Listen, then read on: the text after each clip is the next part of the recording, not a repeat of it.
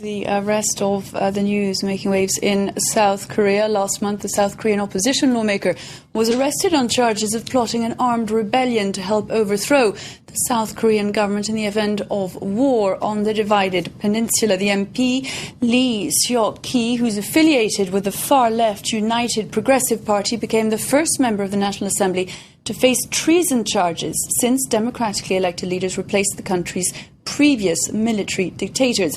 So is South Korea facing a genuine threat against its national security, or is this situation being used to justify a witch hunt against left-wing activists? This report by Marie Linton, Guillaume Bression and Samuel Sung Lee and Justin Curry.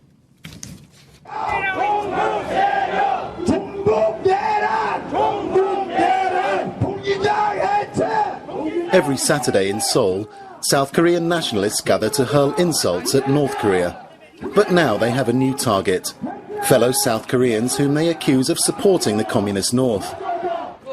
We came to make it clear that we want to destroy North Korean sympathizers and break up their group.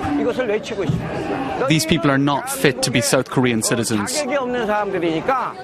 The demonstrators have set their sights on members of a left-wing party who've been accused of conspiring to help North Korea overthrow the government in the south. The allegations have gripped South Korea. 4 members of the Unified Progressive Party have been indicted, including Lee Seok-ki. Lee, who's awaiting trial, is the first South Korean lawmaker to have been imprisoned on treason charges in the south since the country became a democracy in the 1980s. For the time being, Mr. Lee can't meet anyone, not even members of his family. Kim could be the next UPP lawmaker facing indictment, but she insists her party has not broken the law. The problem is that you're considered an enemy of South Korea simply for not criticising North Korea. The situation in this country is increasingly resemblant of a witch hunt. This independent filmmaker believes he too is a victim of that witch hunt. In his new documentary, Kim challenges the official explanation of the 2010 sinking of the Chonan, a South Korean naval ship in which 46 sailors died. The film suggests that the vessel may not have been struck by a North Korean torpedo. Today, right-wingers are trying to stop the documentary from being shown to anti-government protesters. No matter how hard any group or person in power tries to stop the film from being shown, the screenings will go ahead. Although legal attempts to ban the film were unsuccessful, it's been dropped by Megabox, a major South Korean cinema chain.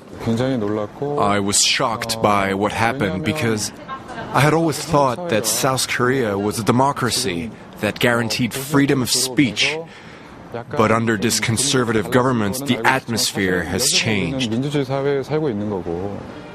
But the government's tough stance towards suspected North Korean sympathizers is popular among South Koreans. According to a recent poll in the Jungang Ilbo newspaper, 62% of respondents said they wanted the Unified Progressive Party to be dissolved, and 71% said arresting Lee Seok-ki was appropriate. Andrew Salmon in Seoul, what is the latest on that case? Well, I think your report pretty much summed up the latest in the case. I think there's a broader question here, which is the role of the NIS, the National Intelligence Service, which provided the intelligence leading to the arrest of Lee Seok-ki. The NIS itself is under a probe for its alleged vote rigging during last year's presidential election. So there remain a large number of unanswered questions hanging over this case at present. I'll continue to follow them with your help, Andrew Salmon. Thank you very much indeed. That was Asia Live.